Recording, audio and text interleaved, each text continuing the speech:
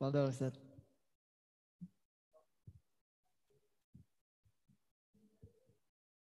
Ya, baik.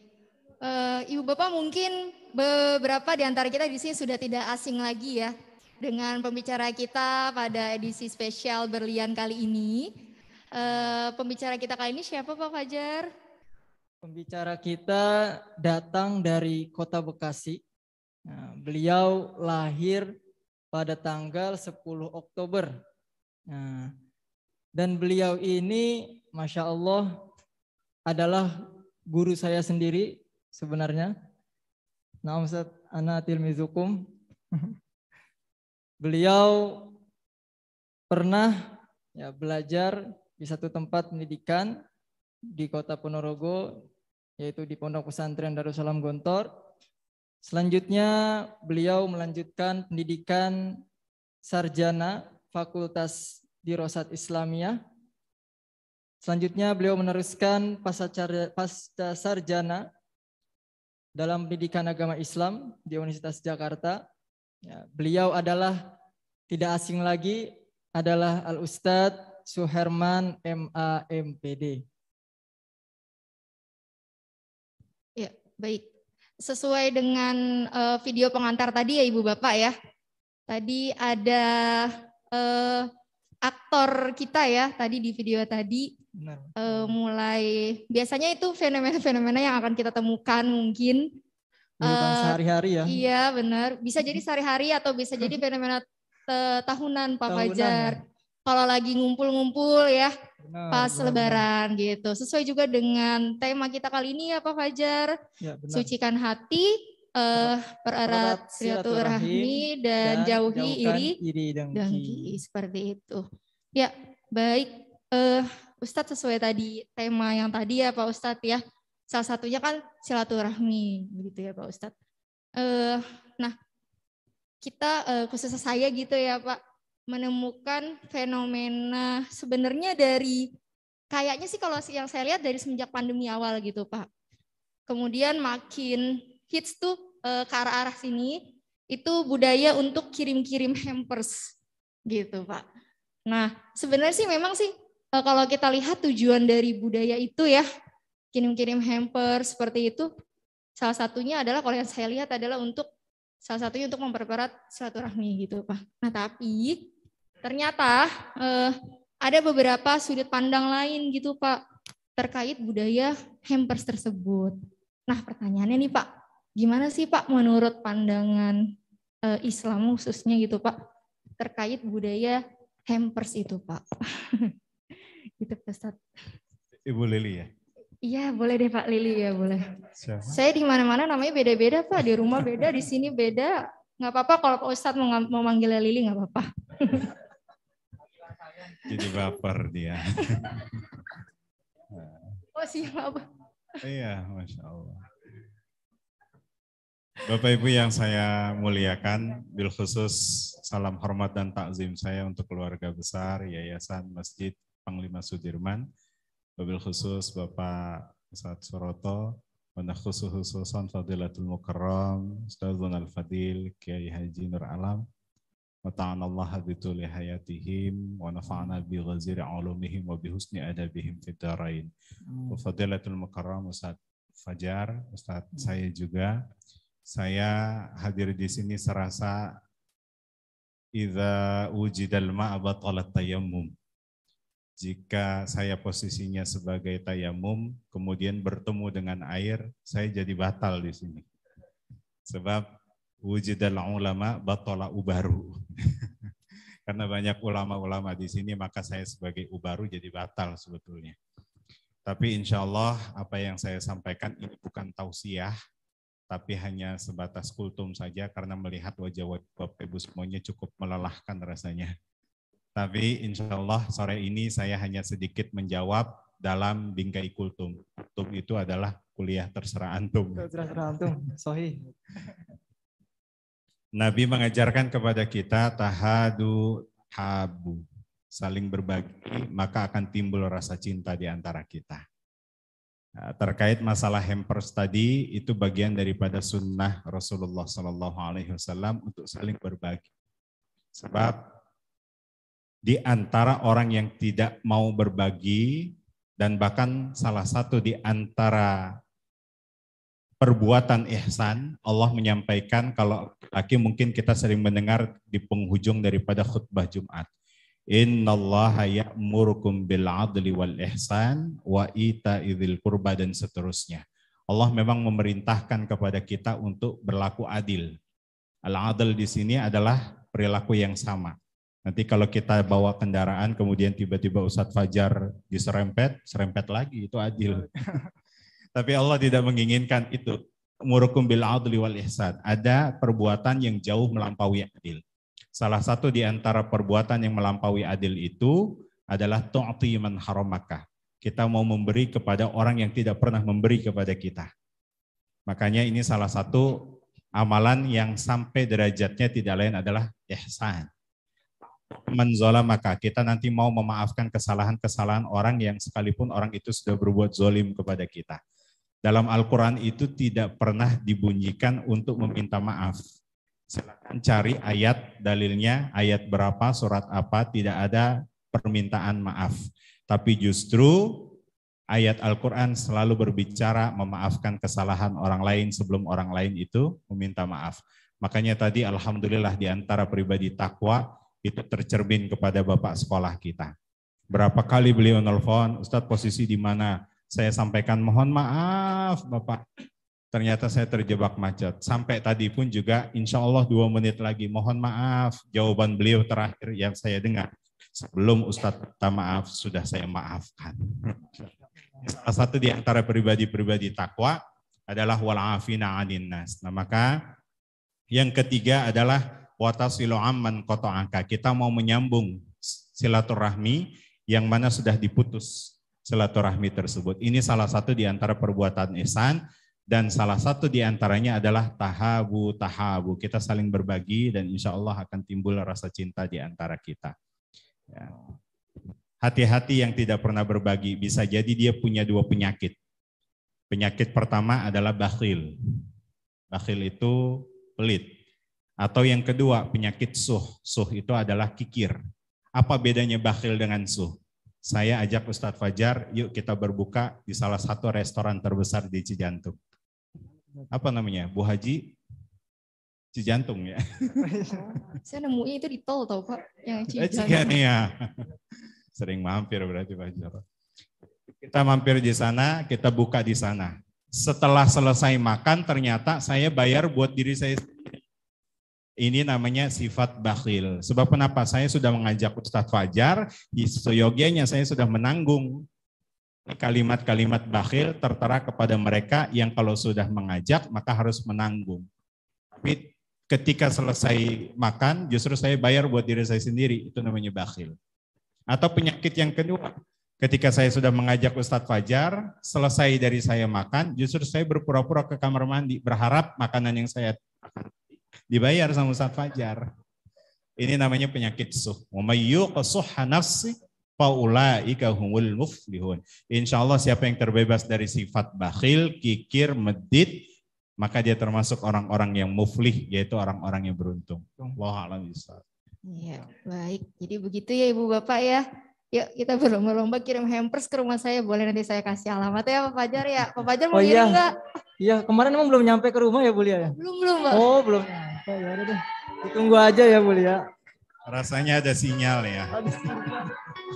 Iya Sat, karena di sini banyak wifi-nya Sat. Jadi sinyalnya kuat. Oke. Iya, biar semangat Pak. Iya, mungkin Pak Fajar punya unek-unek apa Pak yang disampaikan? Oke, nah Ustadz, tadi kan saya dengar dengan pemberian hampers itu bisa mempererat tali silaturahim Ustadz. Nah, jadi berkaitan dengan silaturahim ini, mungkin kalau definisi kita silaturahim itu saling bertemu Ustadz. Nah, tetapi dengan adanya COVID-19 ini, nah, kita jadi jarang bertemu, bahkan salaman tidak boleh, hanya via chattingan Ustadz. Apakah itu sudah termasuk daripada silaturahim? Ya, saya tanya dulu, yang betul itu silaturahim atau silaturahmi? Silaturahmi. Di sini ada pelajaran bahasa Arab, aku yakin saya katakan. 2010 saya sempat mengajar bahasa Arab di Panglima Sudirman Bekasi 1, Galaksi. Silaturrahim itu adalah silah itu diambil dari akar kata wasala yasilu silatan, connecting. Connecting yang dibangun yang satu rahim dengan kita. Contoh saya dengan adik saya dengan kakak saya, itu namanya silaturrahim. Kalau silaturrahmi adalah connecting yang dibangun yang beda rahim dengan kita. Saya dengan Ustadz Fajar pasti binnya berbeda. Saya bin Cakung, Ustadz Fajar bin Maulana. Nah, kumpul pada kesempatan sore hari ini, bin kita berbeda-beda. Tapi dalam rangka merajut ukhuwah, insya Allah ini dinamakan dengan silaturahmi. Tapi esensi silaturahmi yang sesungguhnya bukan saat kita kumpul. Saat kumpul wajar kita bisa bertatap muka langsung, kita bisa berjabat tangan langsung. Tapi esensi silaturahmi yang sesungguhnya adalah selepas kita pulang dari tempat ini, apakah kita masih connect? Connect Ustadz, lewat apa? Via WA group. Bukan itu yang diinginkan Bu. Tapi justru pernahkah kita membasahi lisan kita untuk terus mendoakan saudara-saudara kita kepada Allah Subhanahu wa taala. Maka satu kesempatan barangkali di antara Bapak Ibu yang pengen mudik, di situ satu kesempatan tidak lain adalah rajulun yutilus safar. Famadda yadayhi ilas sama fada'a ya Rob ya Rob ya Rob. Ada 3 kesempatan di situ sepanjang perjalanan dalam mudik. Rangkanya tidak lain adalah silaturahmi. Insya Allah ketika dia berdoa mengucapkan ya Rob ya Rob ya Rob, tapi jangan lupa disandingkan antara tangan kanan dengan tangan kiri. Madda yamuddu itu tidak lain adalah disandingkan antara tangan kanan dengan tangan kiri. Potensi doanya langsung diijabah sama Allah Subhanahu wa taala. Maka doakan saudara-saudara kita, tengok kanan kiri kita, depan belakang kita, barangkali ini adalah saudara-saudara kita, al-akhillahu yawma idzin, suatu saat bisa menolong kita di akhirat. Insyaallah, amin. Ya, amin, amin, amin. Oke, baiklah. Berarti silaturahmi itu bukan hanya sekedar bertemu saja, Ustaz, tetapi dari jauh pun, ya, atau dikatakan jauh di mata tapi dekat di doa gitu saja. Amin. Sinyal kedua. Masya Allah. Selanjutnya Ustaz, berkaitan dengan video tadi Ustaz, mengenai iri dan dengki Ustaz. Iri dengki itu kan penyakit kolab ya Ustaz, penyakit hati. Yang mana hati kita itu kan terkadang naik, terkadang turun, ya. Tapi kebanyakan turunnya kayaknya ya. Kebanyakan turunnya. Dan apakah iri dengki itu dikatakan sebagai iri dengki apabila ditunjukkan kepada orang lain ataupun dia dipendam sendiri dalam hati, itu apakah sudah termasuk dengan iri dan dengki? Jadi kayak ini loh Pak, kan ibarat kata, oh niat dalam hati aja udah cukup gitu ya Pak ya. Nah kalau yang iri itu kan tadi kan kalau yang dibilang Pak Fajar kan misalnya iman kita gitu, bukan misalnya pasti akan ada turunnya ya Pak ya. Ya kita juga nggak suci-suci banget gitu Pak, pasti ada kayak pernah terbersit gitu Pak, tapi nggak diluapin Pak. Nah yang masuk ke dalam kategori iri dengki itu yang udah disimpan aja dalam hati nggak apa-apa, berarti bukan termasuk nih, yang penting nggak diluapin gitu Pak. Nah kalau video tadi kan diluapin ya Pak ya, benar. Sambil julit-julit ria gitu Pak. Nah menurut Bapak itu bagaimana Pak iri dengki yang dimaksud itu? Yang julid itu bukan orangnya, tapi justru sekarang sudah berubah. Netizen itu julid-julid. Baik, Bapak Ibu yang dirahmati Allah Subhanahu wa taala, Nabi menitipkan satu pesan dalam bahasanya, iyyakum wal hasada. Fa innal hasada ya'kulul hasanat kama ta'kulun narul hatab. Jauhkan yang namanya iri dengki. Hasad itu adalah penyakit yang kalau sudah masuk mendarah daging berarti sudah 50%. Tinggal 50%-nya masuk penyakit hasud. Hasad itu seperti tadi ketika ada seorang ibu-ibu yang sebagai model. Mohon maaf ya, ibu siapa tadi? Sensei Indar. Oh, Sensei. Sensei tadi sudah memamerkan itu, tapi sekelilingnya lihat sikapnya iri terhadap kepemilikan yang dimiliki oleh Sensei tadi. Ya, ini salah satu sifat hasad. Maka kalau sifat hasad itu masuk ya, dalam kolbu kita, dimensi batin kita, maka konsekuensi mudah untuk masuk 50%-nya yaitu sifat hasud. Sifat hasudnya tadi sahabat-sahabatnya, itu beli perhiasan tahu nggak dari mana? Nah itu muncul sifat hasudnya. Maka kalau sudah muncul sifat hasud 100% masuk ke dalam dimensi dimensi kolbu kita, maka konsekuensinya amalan-amalan yang tadi kita sudah memantau Lailatul Qadar, amalan-amalan qiyamul lail kita, amalan-amalan siam kita gugur seketika. Sebab kenapa? Itu bagaikan kayu bakar yang kemudian terbakar oleh api, mudah rapuh dan cepat hilang. Maka satu hadis barangkali saya ingin sampaikan. Yatla minkum rajulun min ahlil jannah. Suatu saat Nabi ini pernah berkumpul dengan para sahabat. Di situ beliau menyampaikan, ada seseorang nanti yang akan datang, yaitu penghuni surga. Kalau kita sudah diprediksikan seperti itu, Bapak Ibu, hakul yakin saya katakan sudah pensiun ngajar. Sebab kenapa? Nabi sudah memprediksikan, datang nanti seseorang rajulun min ahlil jannah. Seketika besok bertemu lagi, Nabi menyampaikan ke sahabatnya, yatla minkum rajulun min ahli jannah. Akan datang nanti seketika orang penduduk surga atau penghuni surga. Dilihat ternyata orang itu jenggotnya basah sebab wudu, kemudian di tangan kirinya sedang menenteng sendalnya. Sahabat-sahabat begitu iri, ini salah satu di antara sahabat sifat ghiftohnya muncul, iri terhadap seseorang yang mana kualitas ibadahnya ya itu diprediksikan oleh Nabi menjadi potensi orang masuk surga. Maka sahabat-sahabat akhirnya iri pada saat itu. Saking irinya, Abdullah bin Amr bin As, beliau memprediksi dan beliau mencoba untuk cross check orang tersebut, apa sih yang spesial ibadahnya dari orang tersebut. Maka beliau berkunjung ke rumahnya, yang kemudian beliau menyampaikan, kuntu fi mukhtasamah. Saya ini dalam keadaan bertengkar dengan keluarga, boleh nggak saya bermalam? Sekitar 2-3 malam saja. Ini ada adab dan etika kalau kita menginap di rumah saudara atau enggak rumah sahabat kita, itu tidak boleh lebih dari 3 hari 3 malam, kecuali ada uzur syar'i. Ustadz, bukankah silaturahmi memperpanjang umur, memperpanjang rezeki, memperbanyak rezeki? Boleh dong kita silaturahmi nginep sampai 30 hari. Ya barangkali itu panjang umur buat dia, tapi pendek umur buat tuan rumah. Seketika akhirnya beliau diizinkan bermalam, kemudian selepas beliau menunaikan ibadah sholat isya, maka beliau memprediksi ini pasti akan dilakukan amalan-amalan istimewanya. Ternyata selepas sholat isya tidur. Seperti halnya biasa kita, selepas sholat isya nggak ada kegiatan tidur. Dipantau terus sama Abdullah bin Amr bin As. Kapan dia tahajudnya ini? Ternyata nggak tahajud. Apakah betul yang disampaikan Nabi? Jangan-jangan kok orang nggak pernah tahajud bisa masuk surga. Ini kabar gembira buat mereka yang nggak pernah tahajud. Jangan-jangan karena nggak tahajud jadi masuk surga. Ucapan Nabi itu adalah as-sadiqul masduq, selalu dibenarkan dan dibenarkan oleh Allah Subhanahu wa taala. Maka seketika dipantau terus ternyata nggak tahajud sampai tiba waktu subuh, mereka subuh berjamaah, sampai tiba waktu duha, orang ini nggak duha juga.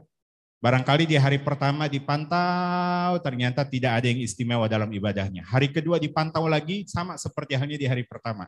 Hari ketiga dipantau lagi, sama seperti halnya di hari pertama. Rupanya ini salah satu di antara yang menyebabkan Abdullah bin Amr bin As minta izin pamit. Saya izin pamit, ternyata tidak ada yang spesial dari ibadahmu.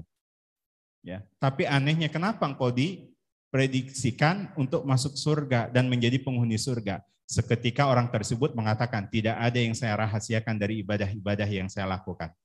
Itu yang kau lihat, itulah hakikat ibadah yang saya lakukan. Maka sahabat Abdullah bin Amr keluar, pulang, beberapa langkah dipanggil lagi. Ta'al ya Sayyid. Ada apa? Saya ini memang tidak pernah ada ibadah yang istimewa saya lakukan. Tapi jangan lupa, dalam kolbu saya, dimensi batin saya tidak pernah terbesit sedikit pun, bahkan setitik pun, sifat hasad, iri, dengki kepada kaum mukminin. Ini salah satu di antaranya. Oh, kalau begitu Ustadz, yang penting hatinya dibersihkan dulu. Yang penting hatinya diluruskan dulu daripada ibadah zahirnya. Bukan begitu. Kalau begitu dianalogikakan keluar dari tempat ini akhirnya ketangkep sama polisi. Kenapa nggak pakai helm? Yang penting kolbunya di helm daripada palanya. Nah, makanya Nabi mengatakan wa idza soluhat soluhal jasadu kulluh. Kalau dimensi batin ini sudah baik, maka dimensi zahirnya pun juga akan baik. Tapi kalau dimensi batin ini sudah rusak, maka akan rusak dimensi zahirnya. Ya, mudah-mudahan kita terjaga dimensi batin kita. Amin, amin, amin, ya rabbal alamin. Masya Allah, tabarakallah, jazakumullah khairan katsiran Ustadz Herman atas pencerahan dari curhatan-curhatan kami ini. Jadi tadi masalahnya Bu Robli tentang pemberian hampers atau bingkisan tergantung pada niat kita ya. Tetapi dengan pemberian hampers itu sesungguhnya bisa mempererat tali silaturahim kita. Dan juga silaturahmi kita bukan hanya terbatas dengan pertemuan saja, tetapi bagaimana setelah kita berpisah dengan orang-orang yang kita sayangi dan kita kasihi, apakah kita lanjutkan dengan doa. Dan selanjutnya sungguh sangat bahaya sekali ternyata fenomena ya, ataupun video yang tadi dicontohkan oleh teman-teman kita daripada sifat iri dan hasad, seperti halnya kayu bakar yang dibakar, ya, seluruh amal baik kita bisa habis dengan salah satu sifat buruk ini, yaitu iri dan hasad. Maka dari itu sesuai dengan tema kita, ya, tema berlian kita pada hari ini, ya, yaitu marilah kita sucikan hati, pererat silaturahmi, dan jauhkan iri dengki. Iya, tadi itu ya Ibu Bapak sekalian, tema sharing ya atau kultum kita pada sore ini. Intinya Ibu Bapak tadi yang sudah disampaikan oleh Pak Fajar ya, intinya adalah jangan lupa kirim hampers. Iya gitu ya. Baik, mungkin ada closing statement dari Pak Ustadz. Ya, Bapak Ibu yang dirahmati Allah Subhanahu wa taala dan teman-teman sahabat surga yang dirahmati Allah. Nabi mengajarkan kepada kita untuk terus menyambung silaturahmi. Man wasaltuhu wasaltani. Allah dalam hadis qudsinya menyampaikan siapa yang menyambung silaturahmi tersebut maka akan aku sambung. Mudah-mudahan kita tidak tersambung silaturahmi kita cukup di tempat ini, tapi insya Allah Allah sambung silaturahmi kita kelak di surganya, amin, berdampingan amin, dengan para nabi. Siapa yang tidak menginginkan suatu saat ibu ditanya, di mana surganya? Saya berdampingan sebelah kanan, bukan dengan Pak Fajar, tapi dengan Nabi Yusuf sekaligus. Saya berdampingan amin, di hadapan saya dengan Nabi Muhammad SAW. Mudah-mudahan kita dikumpulkan al-haqna bihim dzurriyyatahum. Seluruh nasab keluarga besar daripada Yayasan Masjid Panglima Sudirman dimasukkan ke dalam surga Allah Subhanahu wa taala. Amin amin ya rabbal alamin. Ya, baik, terima kasih Pak Ustadz atas kultumnya pada sore hari ini. Acara selanjutnya yaitu akan ada doa penutup ya Pak Fajar ya. Oleh ananda kita lagi, oleh ananda siapa Pak? Peserta didik kita yang amat luar biasa, yaitu Farid Fatur Rahman, kelas 10 MIPA 6. Silakan kepada ananda. Ya, sebelum saya